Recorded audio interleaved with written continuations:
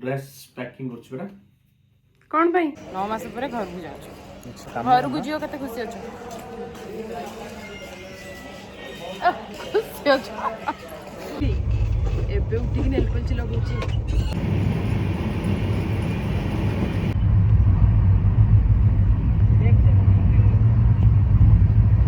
की नदी हेडा 10 ओदा पर नदी पर से फ्लाइट रे आसले हम सब देखि पारथांदो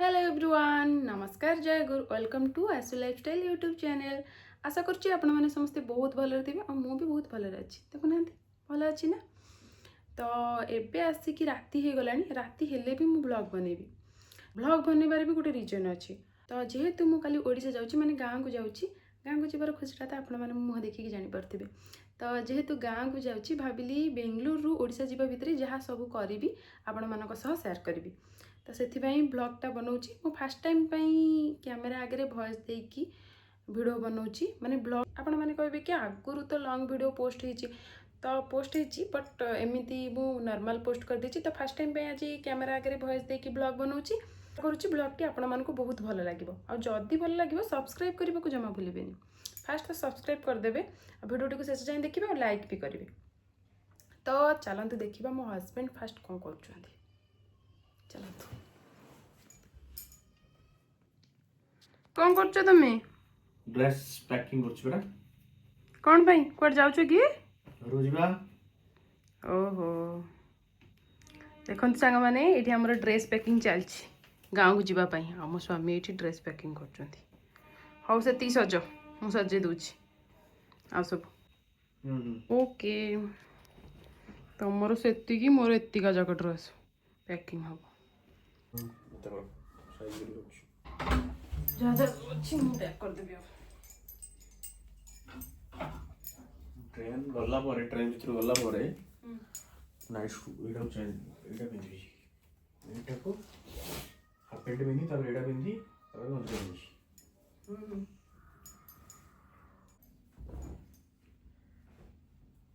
जहाँ जहाँ सब मन पकई पूरा जो आ जेमती सेठी भाबिबा को पड़ी पनी गाड़ी पिंदी रात आइला परे पिंदी नहीं माने 14 है कि अच्छी सजा है कि तको टिके टिके सजा तमे सिना गांव को जाकी पळी आसीबो मु तो रही भी ना सेते मोर बहुत सारा ड्रेस पैक होछि मु आपण मानक सह ड्रेस सब पैकिंग कला परे शेयर करी काम करूची मु तो लगेज तो मु पैक कर देची आउ जेहेतु राती हेलानी लंच सॉरी डिनर भी प्रिपरेशन हम तो चलते डिनर प्रिपरेशन करवा काली मॉर्निंग रे कौन कौन करुच्ची आपण मानक सह शेयर करी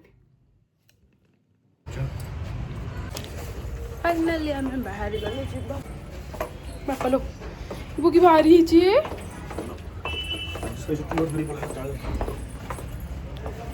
प्रबल भारी छी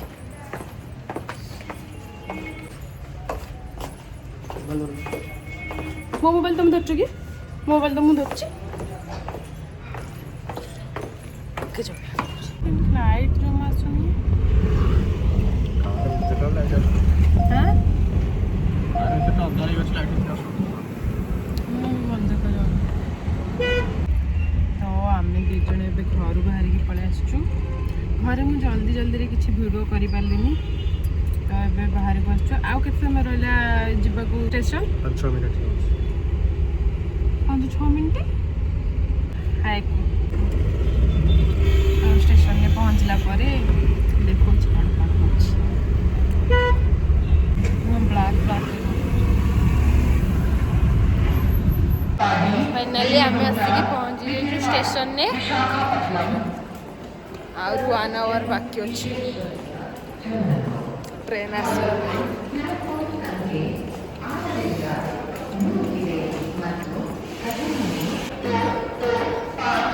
लिफ्ट रही है क्या लिफ्ट ଏବେ ତ ଆମେ ଟ୍ରେନ୍ରେ ବସି ସାରିଲୁଣୁ।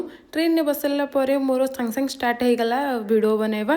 ତାପରେ ହଜବେଣ୍ଡ ୱାଇଫ୍ ମିଶିକି ଟିକେ ଗସିପ୍ କରୁଥିଲୁ, ଆଉ ତା ସହିତ ବ୍ୟୁଟିଫୁଲ୍ ନେଚର୍ର ଭ୍ୟୁକୁ ବି ଟିକେ ଏନ୍ଜୟ କରୁଥିଲୁ।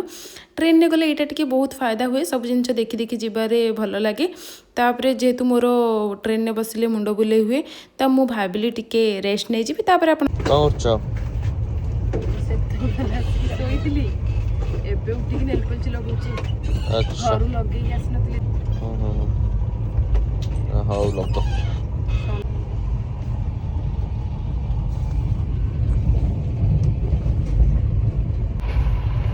ଭଲ ଲାଗୁଛି, ଭଲ ଲାଗୁଛି। ଟ୍ରେନ୍ ମସ୍ତି।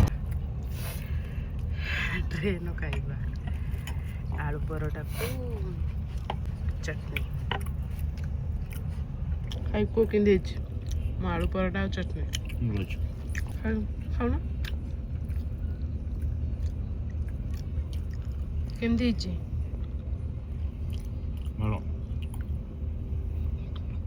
ଭଲ, ଖାଲି ଭଲ।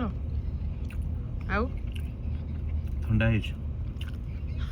ଆଉ ଟ୍ରେନ୍ରେ ତ ମୁଁ ଗୋଟେ ଓଭନ୍ ରଖିଛି, ସେଥିରେ ଗରମ କରିକି ଆଣି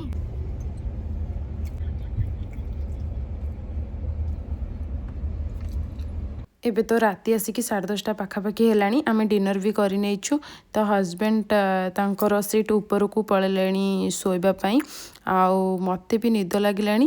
ବହୁତ ଜୋରରେ ଥଣ୍ଡା ହେଉଛି, ତା ସହିତ ଏସି କି ଥଣ୍ଡା ଆହୁରି ବଢ଼ିଯାଉଛି। ମୁଁ ଏବେ ଯାଉଛି ଶୋଇବା ପାଇଁ। Good night, Tata.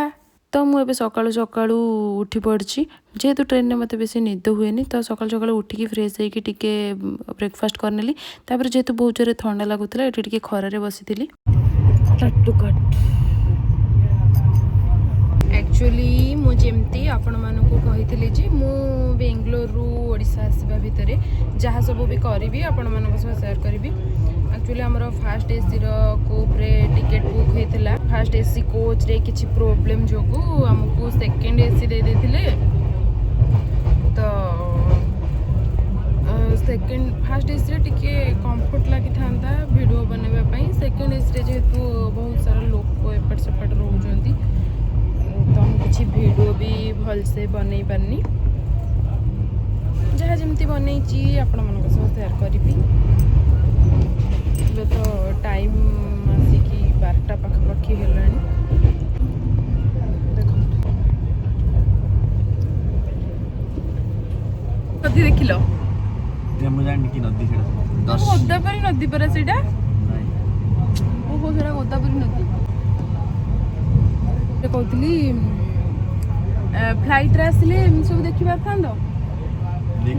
ମୋତେ କାଲିଠୁ କହୁଛ ଫ୍ଲାଇଟ୍ରେ ଆସିଥାନ୍ତି, ତମ ଯୋଗେ ଆସିଲି ଟ୍ରେନ୍ରେ, ଏମିତି ସବୁ ଦେଖିପାରିଥାନ୍ତ କି? ଦେଖିକି କ'ଣ କରିବା, ଦେଖିବା ନ ଦେଖିଲେ ବି ଦେଖି ଦେଖି ଯିବ ନା ନାଇଁ, ଏନ୍ଜୟ କରି କରି। ଆମ ଖାଇବା କେତେବେଳେ ଆସିବ? ଭୋକ ହେଲାଣି। ଆସିବ ଆଉ ଟିକେ ଆସିବ।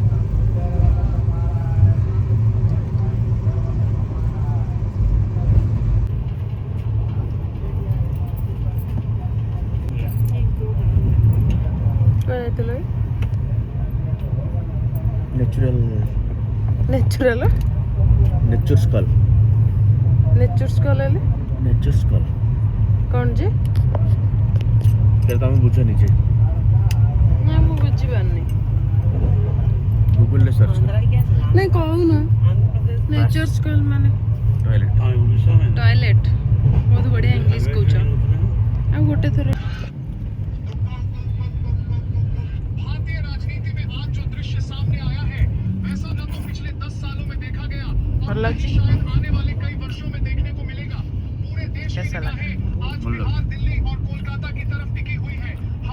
एबे आम आसिकी बरहमपुर स्टेशन में ओह्लैसे घर को जीवु। वेट कर घर को जीव के खुशी अच्छे